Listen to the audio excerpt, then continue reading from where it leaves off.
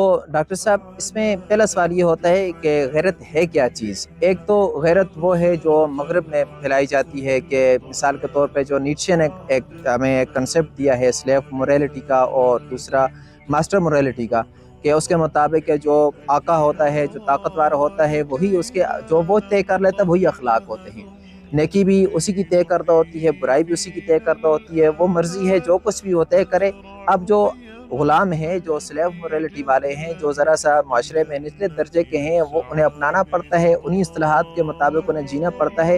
تو آیا یہ غیرت، اس کا اسلامی کنسیپٹ کیا ہے، اور یہ جو ہمارے یہاں جو ایسے سوشل کنسٹرکٹیو ہو گیا ہے، ان دونوں میں فرق کیا ہے؟ غیرت اصل میں ہے کیا چیز؟ بہت شکریہ۔ اصل میں دیکھیے، یہ جو بنیادی اختلاف ہے وہ یہی ہے کہ ہم یہ کہتے ہیں کہ ہمارے ہاں جو مسلمانوں کے ہاں موریلٹی کا جو کانسیپٹ ہے وہ سبجیکٹیو نہیں ہے، وہ آبجیکٹیو ہے۔ اور آبجیکٹیو کا مطلب یہ ہے کہ ہمارے ہاں سیدھی سی بات یہ ہے کہ جس چیز کو شریعت برا کہہ دے وہ برا ہے، اور جس چیز کو شریعت صحیح کہہ دے وہ صحیح ہے۔ اس میں ہم کسی انسان کی، ایک شخص کی ذاتی رائے کو دخل نہیں دیتے۔ مثال کے طور پہ آپ یہ دیکھ لیجئے کہ غیبت ہی ہے، غیبت کو جہاں شریعت کہے گی کہ یہ ناجائز ہے وہاں ناجائز ہوگی، جہاں شریعت کہہ دیتی ہے کہ یہ جائز ہے وہ وہاں پہ جائز ہو جائے گی۔ یا دھوکہ دینا ہے کہ عام حالات میں دھوکہ دینے کو شریعت ناجائز کہتی ہے تو ہم کہیں گے ناجائز ہے، اور جنگ کی حالت میں دھوکہ دینا یہ بالکل ٹھیک ہے۔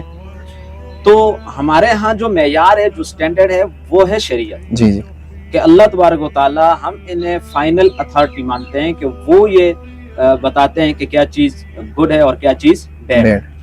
تو اسی نظریے کی بنیاد پر آپ دیکھیے، ایک حدیث میں آتا ہے کہ اللہ تبارک و تعالی غیرت مند ہے اور مومن بھی غیرت مند ہے، اور اللہ تبارک و تعالیٰ کو جو چیزیں اس نے حرام کی ہوئی ہیں ان کے کرنے پر غیرت آتی ہے۔ یعنی اگر کوئی شخص اس حرام کا ارتکاب کرتا ہے تو اللہ تبارک و تعالیٰ کی غیرت آتی ہے اس پر، اللہ کو، اور اللہ تبارک و تعالیٰ غیرت کھاتے ہیں۔